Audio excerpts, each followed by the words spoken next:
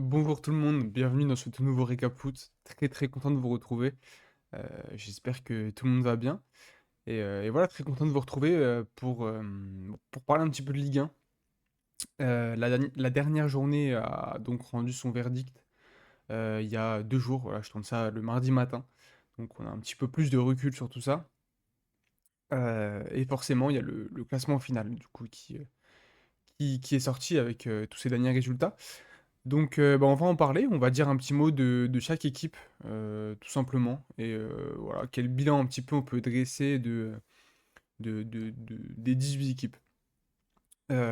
Forcément, avec un œil plus ou moins averti, puisque on a plus regardé certaines équipes que d'autres. Mais voilà, c'est le jeu aussi. Et je pense que j'ai forcément vu un match des 18, enfin plus d'un match des 18 équipes cette saison. Bien sûr, il y aura un bilan pour l'OM dans une vidéo à part, vu que forcément l'OM, je suis tout le week-end, donc je suis un peu plus apte à parler. Donc voilà, je vous propose de démarrer directement, forcément avec du coup le classement. Le classement final de Ligue 1. Clermont qui termine dernier, 25 points. On savait qu'ils étaient relégués déjà avant cette dernière journée. En plus, ils ont pris un score. On parlera après de Lorient, mais voilà, Clermont, ça a été plutôt décevant tout au long de la saison.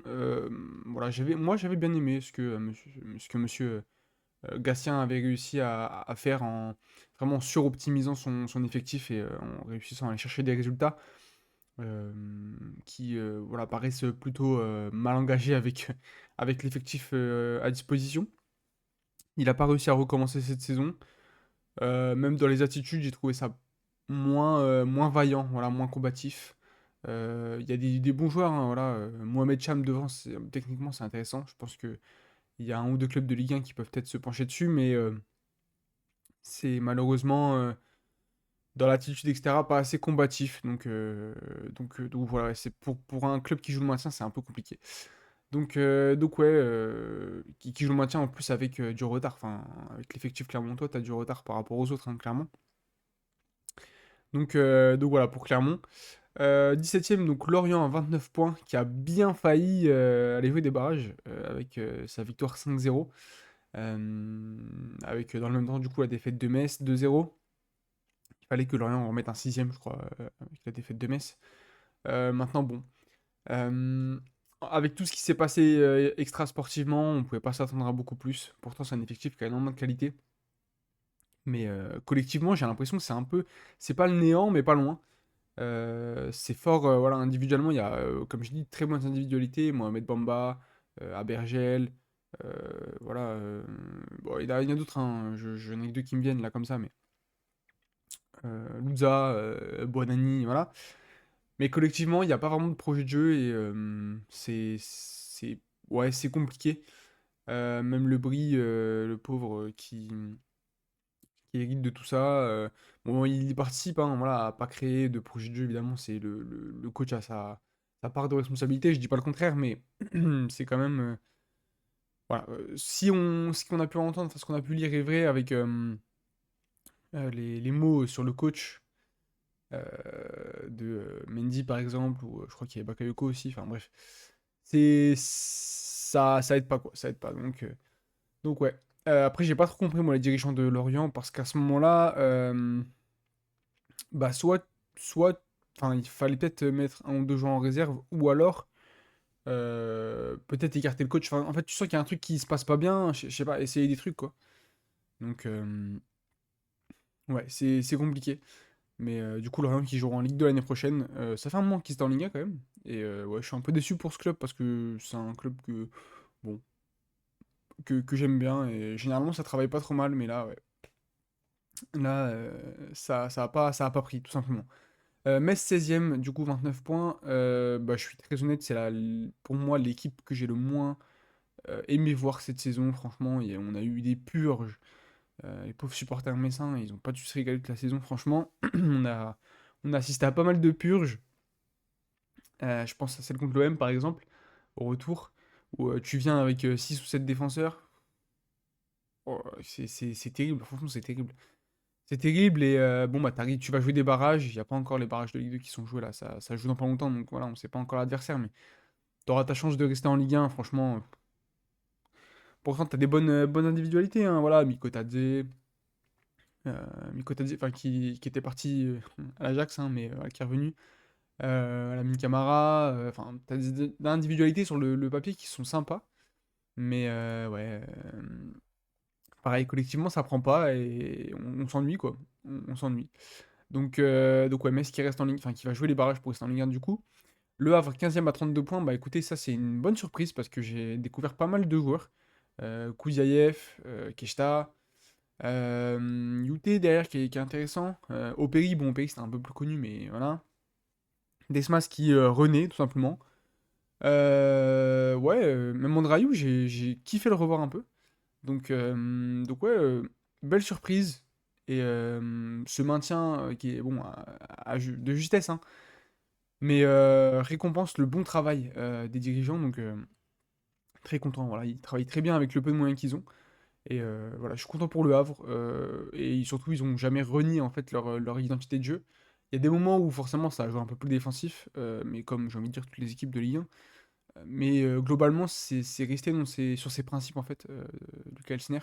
Donc voilà, ça je suis franchement agréablement surpris et j'ai bien aimé, franchement bien aimé regarder Le Havre cette saison.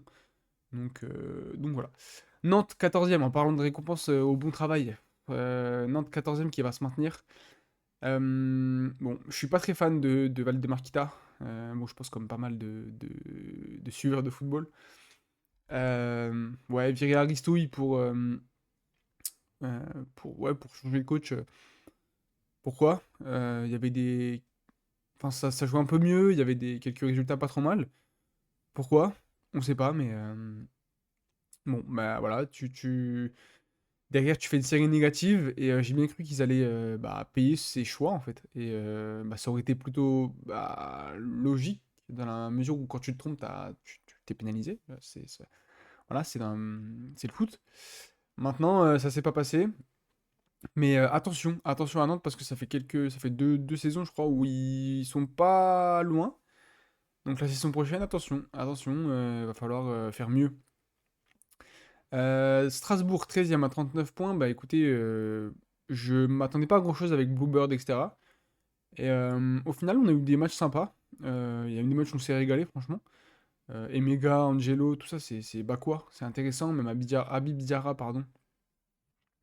Non, franchement, j'ai bien. Non, il y a des matchs où on s'est régalé, franchement. Bon, après, voilà, collectivement, il y a pas. C'est pas. Il y a du jeu, il y a des idées avec Vieira, pas de souci. Mais tu sens que t'as pas un groupe ultra soudé et solidaire, quoi. Forcément, hein, c'est la résultante du projet, quoi. Donc, c'est logique, mais voilà, tu quand t'es mené au score, c'est un peu plus compliqué pour Strasbourg, franchement. J'ai pas la stat là comme ça, mais il faudrait. C'est intéressant, je pense, de regarder la stat. Combien de fois ils ont réussi à obtenir un résultat après avoir été menés. Mais ouais, en fait, quand tu t'es mené, tu sens pas une révolte, tu sens pas. Voilà, donc. Bon, après, ils ont été suffisamment forts pour ouvrir le score quelques fois et ils ont pris des bons résultats d'ailleurs. Maintenant, Emmanuel et Mega, on te déteste à jamais pour ce penalty sur le poteau. Parce qu'on sait pas si tu gagnes contre Lyon, enfin si tu mets le deuxième contre Lyon, on sait pas ce qui peut se passer derrière. Tu vois, tu mènes 2-1, bon. Et l'OM est en train de gagner, donc l'OM aurait été à minima 7ème. Donc ouais, vraiment abattu. Montpellier 12e à 41 points. Bon, bah Montpellier, c'est dans les standards des dernières saisons, même si je crois qu'ils avaient fait un peu plus haut la saison dernière. Mais ouais, enfin, vraiment l'équipe parfaite pour jouer à la contre-attaque. Et ils ont obtenu quelques résultats. Ils ont fait douter un petit peu le Paris Saint-Germain, mais c'était pas exceptionnel. Donc ouais, non, franchement, bon, je finis 12e. Franchement, pas l'équipe que j'ai le plus suivi, mais voilà, il y a quelques petits joueurs intéressants, pas mal de jeunes. Voilà, il y a encore un jeune là, qui a démarré et qui a marqué contre Lens, Mae, je crois. J'ai peur d'écorcher son nom, mais voilà. Donc plutôt intéressant là-dessus. Maintenant, bon, ils font pas la saison de l'année, hein. Il y a des matchs où on s'est ennuyé devant Montpellier, clairement. Mais bon, tu t'assures ton maintien assez largement et tu vas continuer de bah, d'essayer de stabiliser en Ligue 1 en fait. Et voilà, ils sont très stables depuis un moment, donc ça réussit pour le moment, donc tant mieux pour Montpellier. Toulouse, 11e à 43 points. Bon, clairement, Toulouse, ce qu'il fallait regarder, c'est l'Europa, hein, voilà. De très bons résultats en Europa. Une victoire contre Liverpool à Anfield. Euh, Ils ont fait douter aussi le Benfica. Je sais plus exactement le résultat, mais s'ils avaient fait nul, mais bref, ça a été plutôt intéressant. En Ligue 1, bon, ça a payé un petit peu forcément les matchs de la semaine, hein. Pendant un moment, ils étaient même proches enfin, de la zone de relégation. Maintenant, bon, dès que l'Europe s'est terminée, ça a gentiment pris les points là où il fallait les prendre et ça s'est tranquillement remonté et ça assure un maintien assez tranquille. Et j'ai bien envie de voir le mercato de Toulouse parce que tu as quelques petits jeunes qui peuvent aller toquer à des portes de belles équipes en Ligue 1. Et puis, bah, forcément, hein, l'inventivité dans le mercato de Toulouse, enfin, avec les data, etc., on va forcément suivre ça. Donc voilà pour Toulouse. Je sais pas ce que les supporters toulousains en pensent, mais à mon avis, c'est une bonne saison, sans être exceptionnelle, mais t'as l'Europa League qui rend le truc plutôt pas mal.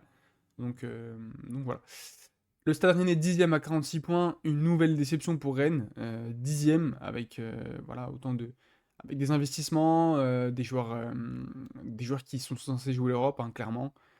Ouais, c'est décevant. Je pense qu'il n'y a pas d'autre mot, c'est décevant. Normalement, tu dois faire mieux quand tu as cet effectif-là. Et bon, je dis pas que tous les postes sont ultra pourvus, mais t'as dans tes rangs quand même des joueurs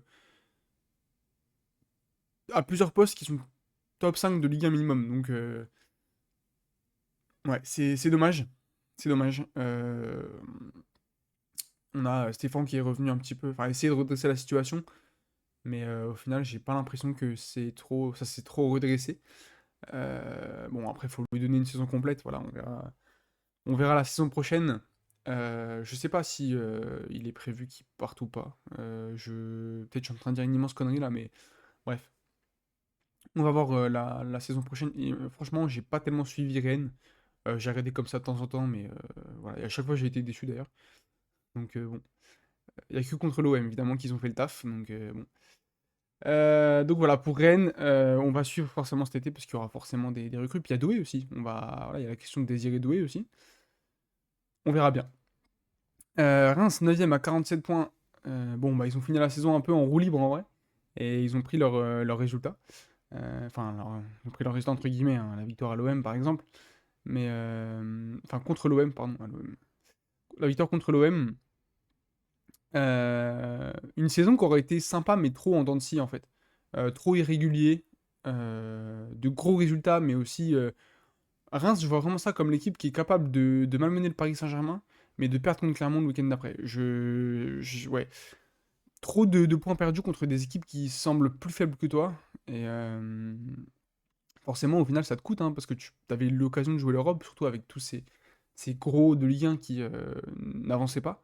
Tu avais l'occasion de jouer l'Europe, et bon, bah, finalement, tu es 9ème. Il y a un changement de coach qui se profile, euh, parce que je crois pas que le président ait confirmé le Diawara. On va voir, on va voir. Euh, on va voir ce qui va se passer cet été. Mais avec voilà, des ambitions, parce que tu as investi quand même cet été et t'as pas forcément de résultats. C'est dommage. Est-ce que du coup le président va. Enfin, est-ce que le club va repartir dans l'optique de réinvestir encore? Ou est-ce que ça va se calmer? On va voir ça. 8e, l'Olympique de Marseille à 50 points. Je vais pas en parler parce que oui, j'en ferai une vidéo spéciale. Donc voilà. 7e, Lens à 51 qui attendra donc le résultat de la Coupe de France. Si Paris gagne la Coupe de France, ils joueront la Conference League. Et si c'est Lyon. D'ailleurs, je suis en train de me rendre compte qu'il y a une erreur dans le classement. C'est que Lyon va jouer l'Europa League, non? J'ai un doute, mais je crois. Ou peut-être non, peut-être que la Conference League 6ème, et si tu gagnes l'Europa League, si tu gagnes la Coupe de France, tu joueras l'Europa League. Ouais, c'est peut-être ça, ouais. En tous les cas, Lens du coup 7ème à 51 points. Bah, une saison qui aura été un peu bizarre, où t'as pas mal, enfin t'as des bons résultats en Ligue des Champions où tu es capable de taper Arsenal, mais de t'en prendre 5, 6, je sais plus au retour. C'est ouais, c'est un peu en fait, c'est un peu l'image de la saison, des résultats un peu bizarres. Et une équipe qui bien structurée, etc. Mais tu fais trop d'erreurs bêtes et qui sont fatales. T'as, par exemple, Wai qui est clairement un des grands flops de la saison, hein. Euh, voilà, le but vide contre l'OM, il arrive à la mettre à côté. Ce genre de choses, quoi. Ce genre de choses qui font que tu peux pas accrocher mieux. Et l'erreur de Thomasson la dernière journée, c'est un petit peu symptomatique. Je sais pas pourquoi il a envoyé une frappe dans son but, l'autre. Ouais, c'est clairement symptomatique. Trop d'erreurs individuelles qui te coûtent des points, alors que tu as un effectif sur le papier qui est quand même voilà, plutôt taillé pour aller jouer l'Europa League au moins. Donc ouais, même Andy Diouf, qui déçoit un petit peu. Après, voilà, on va lui laisser une saison supplémentaire, hein. Mais trop de joueurs, enfin, pas au niveau de ce qu'ils ont pu être ces dernières saisons. Donc, euh, donc voilà, pour Lens. Lyon, 6ème, 53 points. Bah, alors ça, c'est une des belles histoires de Ligue 1. Voilà, t'es dernier pendant un moment, tu finis qualifié en Europe. À voir dans quelle compétition maintenant, mais forcément qualifié en Europe. C'est incroyable, hein. C'est incroyable. Ah oui, non, c'est forcément. Ils sont pour l'instant, ils sont 6ème en Conference League, mais s'ils perdent contre Paris, du coup, la 7ème place devient qualificative en Conference League, et donc eux joueront l'Europa League. Mais s'ils gagnent l'Europa League, s'ils gagnent la Coupe de France, ils joueront forcément l'Europa League. Donc ouais, donc c'est ça. C'est juste. C'est une histoire de règlement pour le moment. Ok, donc Lyon, donc en Europa League, forcément. Bon, en fait, je sais pas trop comment le dire sans que ça. Tu vois, on passe dans le côté vraiment ouais, rageux, ce genre de choses. Euh, Parce que clairement, ça c'était beaucoup mieux sur cette deuxième partie de saison. Il y a pas mal de choses qui ont tourné en ta faveur. Tu vois, les petits contres, tu sais, les petits poteaux qui finalement te revenaient dessus, sur la cassette surtout.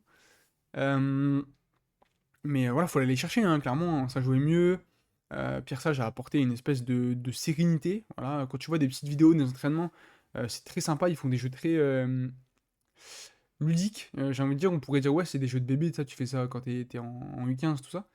Mais je trouve ça sympa parce que ça remet un petit peu d'esprit de camaraderie en fait dans le groupe. Et forcément, pour aller chercher des résultats, t'en as forcément besoin. Maintenant, il y a aussi ce côté voilà, mercato d'hiver assez fourni, pour pas dire autre chose.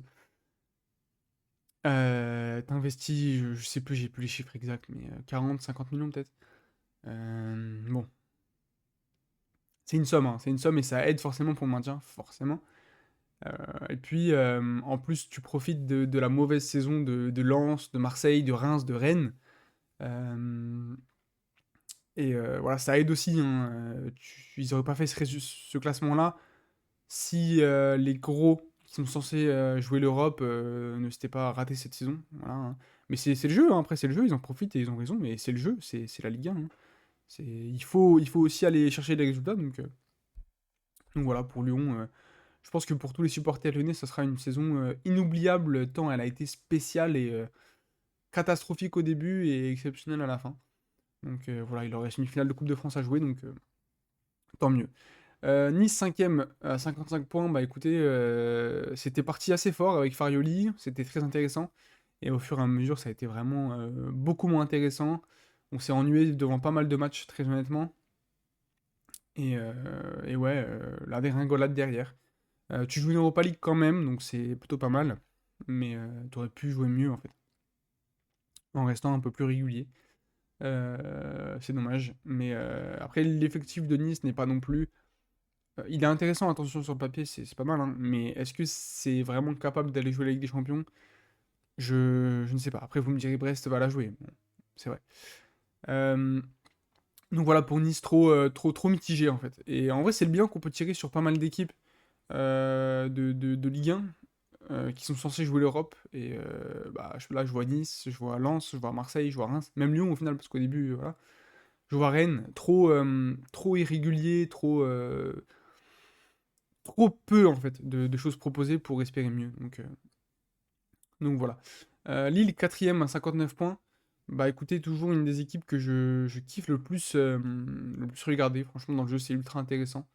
Ouais, non, ça joue bien. Il y a des plus efficaces que la saison dernière d'ailleurs.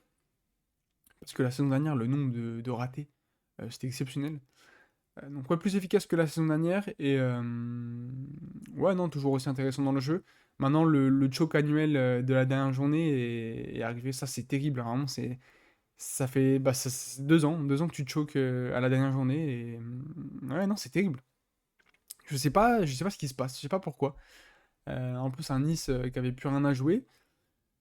J'ai du mal à comprendre, surtout que ouais, Nice paraissait assez pas inintéressé sur cette dernière journée de Ligue 1, mais ouais, jouait un peu, enfin tranquille quoi, au ralenti. Ouais, j'ai du mal à comprendre. Mais bon, c'est comme ça ira jouer des barrages du coup en Ligue des Champions. Voilà, on verra sur qui ça va tomber. On espère que ça puisse passer dans la phase de championnat. Donc voilà pour Lille. Brest, troisième à 61 points. La belle histoire de cette saison, hein, clairement. Ils ont démarré fort et ils ont au final jamais trop lâché. Euh, Même s'il y avait eu une petite période de ralenti, mais c'est resté raisonnable et voilà, ils prennent une troisième place qui est méritée parce que j'ai l'impression que voilà, Eric Roy, ça travaille vraiment pas mal. J'ai déjà donné mon avis euh, quand on a parlé des trophées MNFP. J'ai donné mon avis sur Eric Roy. Mais ouais, ça travaille pas mal et bah écoutez, c'est une équipe qui est sympa à avoir joué sans révolutionner le foot, attention, hein, c'est pas Guardiola, mais je trouve ça vraiment sympa à avoir joué. Tu vois, tu t'ennuies rarement quand tu regardes Brest. Et voilà, quelques principes simples mais qui sont bien mis en place. Donc ouais, très très content pour Brest. Et ouais, ça faisait longtemps qu'on n'a pas eu une belle surprise comme ça d'ailleurs, donc tant mieux pour Brest. Enfin, s'il y avait Lens, vous allez me dire. Mais à mon sens, je sais pas, je trouve que Brest, c'est encore mieux parce que, je sais pas, t'as une forme de, pas de fatalisme, mais ça fait un moment qu'ils sont en Ligue 1 et qu'ils sont un petit peu, enfin, entre Ligue 1 et Ligue 2, quoi, ils sont un peu, tu sais pas trop où les mettre, des fois tu joues le milieu de tableau, des fois, enfin. Et là, t'arrives à aller chercher une troisième place sans révolutionner l'effectif, hein, mine de rien. Donc non, super intéressant. Monaco, du coup, deuxième à 67 points, bah clairement, l'équipe la plus régulière derrière le Paris Saint-Germain, je pense. Et peut-être avec Brest quand même. Mais ouais, une des équipes les plus régulières. Des individualités fortes. Belle saison de Fofana d'ailleurs, faut en parler. Youssouf. Ouais, non, j'ai pas. Franchement, Monaco, c'est pas l'équipe que j'ai le plus regardé. Mais pas mal de bons joueurs et même dans la rotation. Tu sors des cadres, t'as pas forcément. Enfin, forcément un joueur intéressant derrière. Donc plutôt un effectif très complet et des principes de jeu très intéressants à voir.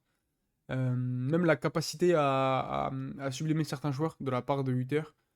Par exemple, le piston gauche là, qui arrivait d'Amiens, Kassoum Ouattara, franchement, on le voyait. Moi, je l'ai vu jouer en vrai à la Licorne. Je le trouve intéressant, mais sans plus, quoi, à ce poste de latéral gauche. Et finalement, voilà, tu le mets un peu plus haut. Et c'est vraiment, vraiment, vraiment solide. Donc intéressant à voir. Voilà, on va voir comment ça va progresser. Parce que là, tu vas jouer à la Ligue des Champions. Et il y a un petit budget à Monaco. Donc forcément, ça va un petit peu investir cet été. Donc on va suivre ça. Et pour finir, le Paris Saint-Germain, du coup, champion depuis quelques journées. Ouais, bon, est-ce qu'on a vraiment besoin de commenter? Euh, voilà, une saison où Enrique aura fait pas mal de tests. Maintenant, je pense que de toute façon, tu juges la saison du Paris Saint-Germain sur la Ligue des Champions et pas forcément sur la Ligue 1. Donc ils ont surdominé, ils finissent à 76 points, le deuxième à 67. Voilà, ils ont surdominé la Ligue 1 et voilà, c'est plutôt mérité pour le Paris Saint-Germain. Donc voilà. Les amis, je crois qu'on a fait le tour pour ce classement de Ligue 1. Une vidéo un peu plus longue que d'habitude, mais en même temps, il fallait en parler. Donc c'est logique. Donc voilà les amis. N'oubliez pas le petit like, si ça vous plaît, le petit commentaire pour, votre avis sur une des équipes que je viens que je viens de parler là. Votre avis sur, la saison ou sur, peut-être un joueur qui vous a marqué ou déçu d'ailleurs. Hem, on fera du coup le petit bilan pour l'OM forcément. Il y a un bilan sur la Liga aussi qui arrive, voilà, parce qu'il y a la J37 qui a eu lieu là, il y a quelques jours, et qui a rendu aussi, son verdict et ça bougera plus en Liga, donc on va en faire un bilan aussi forcément. Donc voilà, l'abonnement si vous voulez suivre ça et puis voilà. Moi je vous dis à très bientôt. Salut.